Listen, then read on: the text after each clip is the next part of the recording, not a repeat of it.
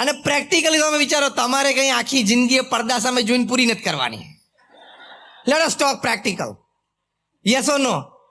હા. તો જેનું ડોમેન હોય એ ડોમેનમાં એને ફ્રીડમ આપી દેવાની, ફ્લેક્સિબિલિટી રાખવાની, ખેંચવાનું નહીં. એક સિમ્પલ લાઇટર મોમેન્ટ લઉં છું ફ્લેક્સિબિલિટી માટે. એક કપલને 50 વર્ષ પૂરા થયા મેરેજ લાઈફના, એટલે ક્લોઝ ફ્રેન્ડ્સ અને ક્લોઝ ફેમિલી મેમ્બર્સ એક સરપ્રાઇઝ પાર્ટી રાખી. લગભગ 250-300 જણા બધા બેઠા હતા. અને couple, the elderly couple, they must be 78-80 years, એટલે 50 યર્સ ઓફ મેરેજ. બંને જણા સ્ટેજ ઉપર બેઠા હતા, સારી હેલ્થ હતી. બધાને 1-1 મિનિટ આપવામાં આવી કે કપલ સાથે તમારો કોઈ એક્સપિરિયન્સીસ, કોઈ મેમરીઝ તમે શેર કરો. અને બધાએ કરી તો આમ તો 3 કલાક પસાર થઈ ગયા આમ આનંદમાં, મેમરીઝમાં. પછી એક જણાએ સભામાંથી પૂછ્યું કે what is the secret of your happy married life of 50 years? એટલે પેલા હસબન્ડને કીધું, simple, most important decisions I take and she has to say yes, no argument. And less important decisions હોય એ મારા વાઈફને કહું તું લઈ લેજે, ચલો હું માથાકૂટ નહીં કરું. આમ બધા સ્તબ્ધ થઈ ગયા. નહીં, આવી રીતે 50 વર્ષ ના ચાલે. યુનિટી જ તૂટી જાય. It is not a successful marriage, it is not a successful happy 50th anniversary. એટલે કોઈ બીજો ઇન્ટેલિજન્ટ વ્યક્તિ સભામાં બેઠો હતો.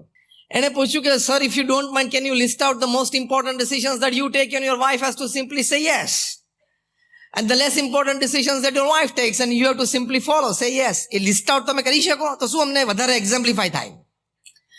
એટલે હસબન્ડ કે બહુ સિમ્પલ, કયું મારા વાઈફને જે લેસ ઇમ્પોર્ટન્ટ ડિસિઝન્સ લેવાના અને મારે આર્ગ્યુમેન્ટ નહીં કરવાની, હાથ પાડવાની, એ પહેલું. કયું હાઉસ પરચેસ કરવાનું, ઇન્ટિરિયર શું કરવાના, કાર કઈ પરચેસ કરવાની, ઇન્સ્યોરન્સ પોલિસી કઈ પરચેસ કરવાની, બાળકોને કઈ સ્કૂલમાં ભણવા અથવા કોલેજમાં ભણવા મોકલવાના, નવા વર્ષના દિવાળીના કપડા ફેમિલી મેમ્બર્સના બધા એ નક્કી કરે, શું પહેરવું. અમે બહાર જઈએ ત્યારે પણ કોણ શું પહેરે એ નક્કી કરે. વેકેશનમાં, પિકનિકમાં કે ટૂર પર જવું હોય વીકેન્ડમાં તો પણ એ નક્કી કરે, ટિકિટ પણ એ પરચેસ કરે. એક્સટેન્ડેડ ફેમિલીમાં કયા ફેમિલી સાથે કેવા રિલેશન્સ કેટલા રાખવાના એ પણ એ નક્કી કરે. ઓફકોર્સ બ્રેકફાસ્ટ, લંચ અને ડિનર તો એની આઈટમ તો અનડાઉટેડલી નક્કી કરે જ. એટલે આ બધી લેસ ઇમ્પોર્ટન્ટ વાતો છે ને એ નક્કી કરે, અને હું માથાકૂટ ના કરું. હવે બોલો, તમે બધા મૂંઝવણમાં પડી ગયા કે આ બધી જો લેસ ઇમ્પોર્ટન્ટ હોય તો ભાઈ સાહેબ માટે મોસ્ટ ઇમ્પોર્ટન્ટ ડિસિઝન્સ બાકી કયા રહ્યા? એટલે પછી પૂછ્યું કે ભાઈ, મોસ્ટ ઇમ્પોર્ટન્ટ ડિસિઝન્સ છે તમે લો ને your wife has to simply follow without an argument. What are those decisions? એટલે કે whether America should enter Afghanistan or not. મેં કીધું કે ના કરવું છે. મારી વાઈફ કે you are right, let's have a cup of coffee. એટલે જે ડિસિઝન્સ અમારા ઘરના 4 વોલને ઇફેક્ટ કરતા હોય એ વાઈફ લે, અને જે ડિસિઝન્સની ગ્લોબલ ઇફેક્ટ હોય ને એ હું લઉં છું.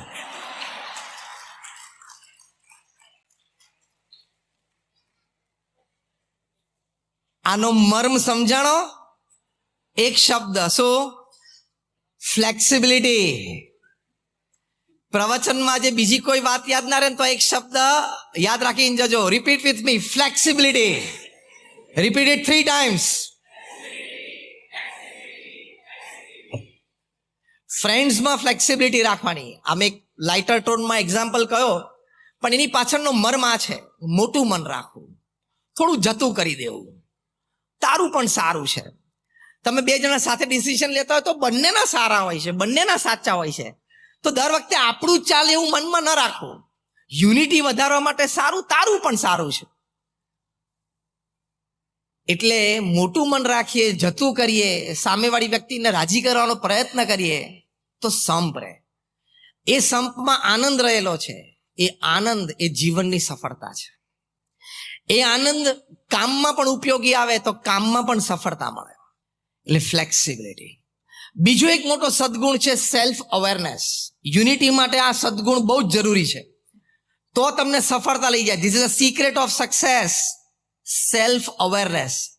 તમારી સેલ્ફ અવેરનેસ ના હોય, સ્વજાગૃતિ ના હોય ને, તો કોક એવો શબ્દ બોલાઈ જાય, 30 વર્ષની મિત્રતા તૂટી જાય, યુનિટી તૂટી જાય.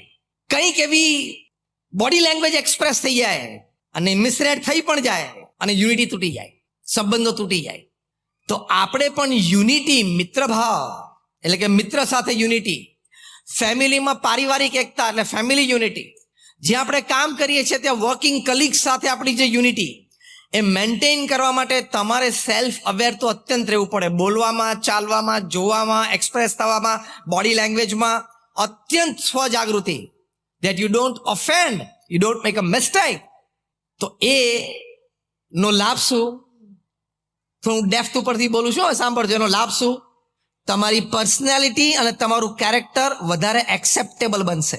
The ladder of success is right in front of you. બીજા બધા રિસોર્સિસ તો એમને ખેંચીને પાછળ આવે. પ્રમુખ સ્વામી મહારાજની પર્સનાલિટી અને કેરેક્ટર આખા સમાજે સ્વીકાર્યું.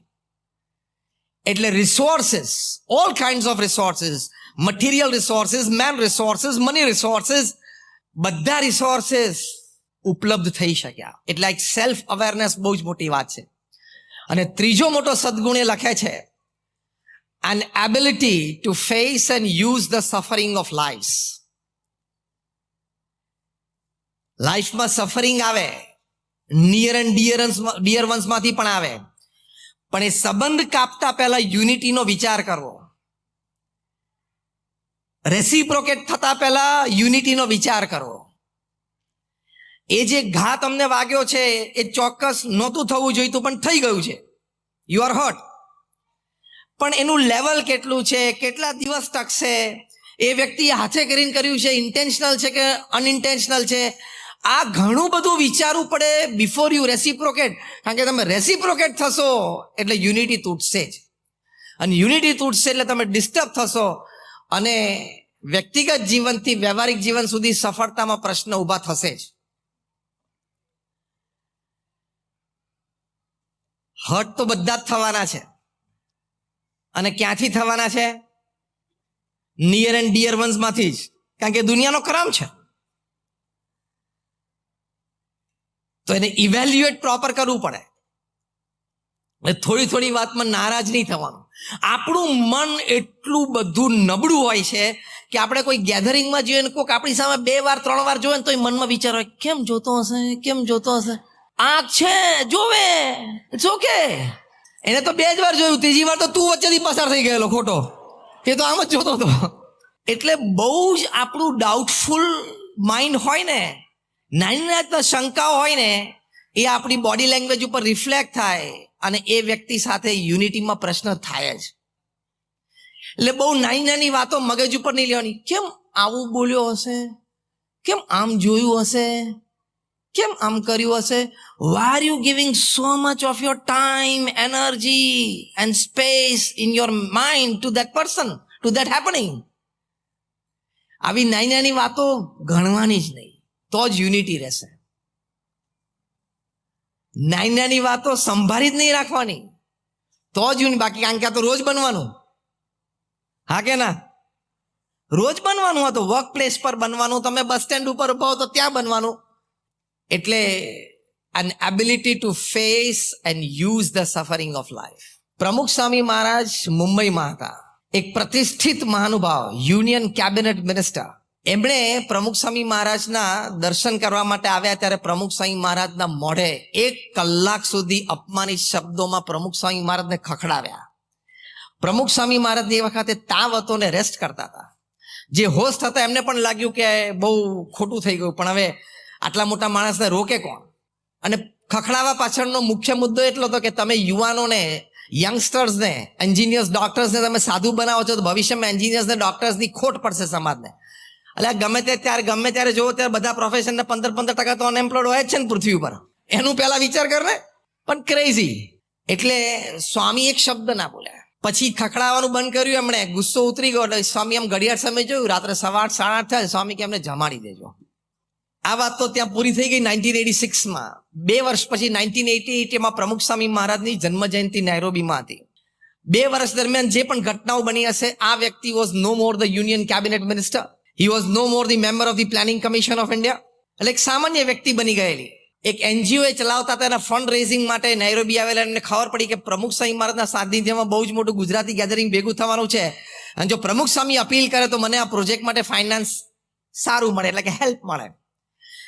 એમને આવતા જોયા પ્રમુખ સ્વામી મહારાજ, એટલે પ્રમુખ સ્વામી મહારાજ મંચ ઉપરથી જાતે ઊભા થયા, સ્ટેજના ખૂણા સુધી એમને લેવા માટે ગયા, હાથ પકડીને એમને મંચ ઉપર લાવ્યા. મંચ ઉપર 4-5 પ્રતિષ્ઠિત મહાનુભાવો બેઠેલા, એમની સાથે એમની ઓળખાણ કરાવી અને પ્રમુખ સ્વામી મહારાજને પૂછ્યું કે બોલો શું આવવાનું થયું. એમને કહ્યું મારે આ કામ છે ને તમે જો જાહેરાત જાતે કરો તો બહુ સારું. સ્વામી કે કરશું. એમને બાજુમાં મંચ ઉપર બેસાડ્યા. એક સિંગલ બોડી લેંગ્વેજ એક્સપ્રેશન, એક single flicker of the eye, movement of the lip, Pramukh Swami મહારાજ એવું જણાવવા ના દીધું કે 2 વર્ષ પહેલા તમે મને 1 કલાક સુધી નોન સ્ટોપ, મને તાવ હતો તો પણ એક ન ગણકારીને તમે મને બેફામ શબ્દોમાં ખકડાવેલો. 1986 મીન્સ પ્રમુખ સ્વામી મહારાજ વોઝ 66 years old. મોટા મોટા ઉત્સવો ઇન્ડિયામાં ઉજવાઈ ગયેલા 81-85 ના, and he was popular, famous and acceptable to the society all over the country, internationally as well. 1985 નો અહીંયા CFI લંડનમાં ઉજવાઈ ગયેલો હતો. એમણે પ્રમુખ સ્વામી મહારાજે વાત કરી એટલે પ્રમુખ સ્વામી મહારાજે આશીર્વાદમાં જાતે એમની NGO વિશે, એમના પ્રોજેક્ટ વિશે અનાઉન્સમેન્ટ કર્યું.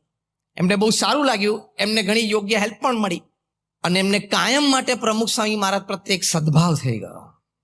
To create unity between people and organizations is not a joke. You should learn the art of facing and using the suffering of life.